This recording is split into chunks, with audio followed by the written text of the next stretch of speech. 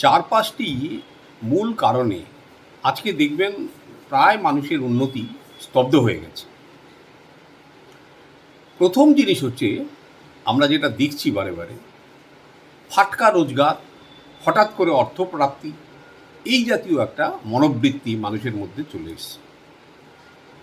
বাড়ি থেকে 200 টাকা 100 টাকা যদি বাজারের জন্য নেয়, দেখবেন 30 টাকা বাঁচিয়ে রাখবে। কেন জানেন? একটা লটারি কাটতে হবে। এমনভাবে তারা অ্যাডিক্টেড। কখনো সখনো বরাত জোরে হয়তো 2-2,500 টাকা জুটেও যায়। কেন, যখনই লটারির দোকানের সামনে যায়, ওই একটা বড় অঙ্কের একটা পুরস্কার সামনে দেখলেই ব্যাস মাথা ঘুরে গেল। কারণ সেই সময়টা দেখা যায় যে তাদের মাথা ঘোরার ওই যে প্রবণতা, ওই পুরস্কারের অঙ্কটা দিয়ে সব কিছু তাদের ঘুরিয়ে দেয়, এবং যার জন্য ধীরে ধীরে ধীরে ধীরে এরা কিন্তু অ্যাডিক্টেড হয়ে যায়, আর বেরোতে পারে না।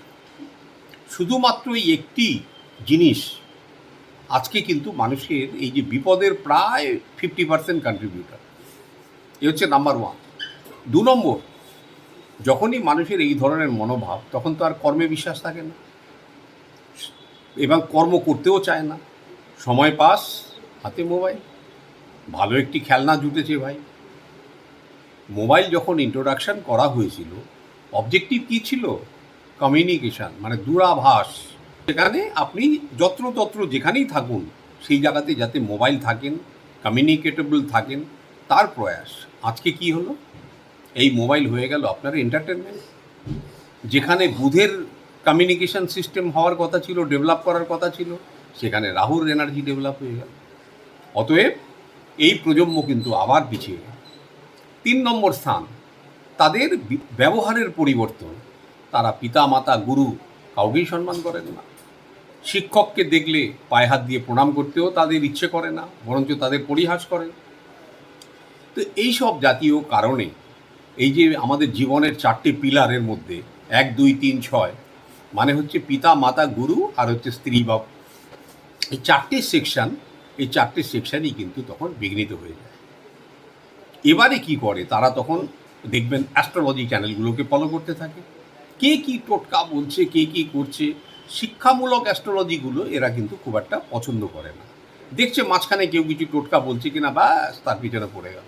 এই ঘুম থেকে উঠে কালো তিল এখানে ঘুরিয়ে এখানে ফেলে দিন, এখানে একটা ময়ূরের পাখা রাখুন, আর রাতারাতি কোটিপতি, এখানে একটু কর্পূর রাখুন। মানি পার্সে দেখবেন 1000 রকম জিনিসের অ্যাডভাইস।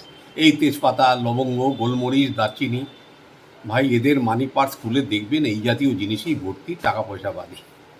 তো এদের ডেভেলপ করতে গিয়ে হবে। আরেকটা জিনিস হচ্ছে পরনিন্দা, পরচর্চা, পরের সমালোচনা। এই আরেকটা জিনিসের জন্য কিন্তু তাদের জীবনে আর উন্নতি হয় না।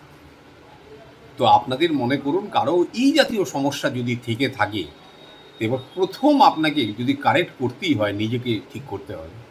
পোশাক আশাকের দিকে তাকিয়ে থাকবেন, তারা ওই রঙের এনার্জি ফেনার্জি পরোয়াই করে না। ওই চেক কাটা, চক্কর বক্কর মার্কা পুরনো জামা কাপড় সেই সব পরে ঘুরে বেড়ায়। অনেকে ফ্যাশন করে ছেঁড়া ক্লথ পরেও ঘুরে বেড়ান। কোনোদিনও চিন্তা করেন না যে শুক্রটা কেন ড্যামেজ হচ্ছে আমার। অতঃপর আপনারা কিন্তু অভিসম্পাত করতে থাকেন, হ্যাঁ এটা বাজে ওটা বাজে, ভগবান ডেকে কোনো লাভ নেই, ভগবান কাউকে ফল দেয় না। আপনি তো নিজের কর্মই এরম করে এসছেন যে আপনার তো অধঃপতনে যাওয়ার রাস্তা। অতএব যারা এগুলো করছেন এর থেকে বিরত থাকুন। সকাল সকাল ঘুম থেকে উঠে স্নান অভ্যেস করুন, সূর্যদেবকে জল দিন, শিবলিঙ্গে প্রতিদিন জল দেবেন, পিতা মাতার চরণ স্পর্শ করে কাজ আরম্ভ করবেন, জীবনে একটি গুরু ধারণ করবেন। আর যদি বিবাহিত জীবন থাকে, অতি অবশ্যই স্ত্রীকে মা লক্ষ্মীর সম্মান দেবেন, জীবন সঙ্গিনীর সম্মান দেবেন। না হলে কিন্তু আপনার এই ভাগ্য পরিবর্তন ভগবান এসেও স্বয়ং করতে পারবে। নমস্কার।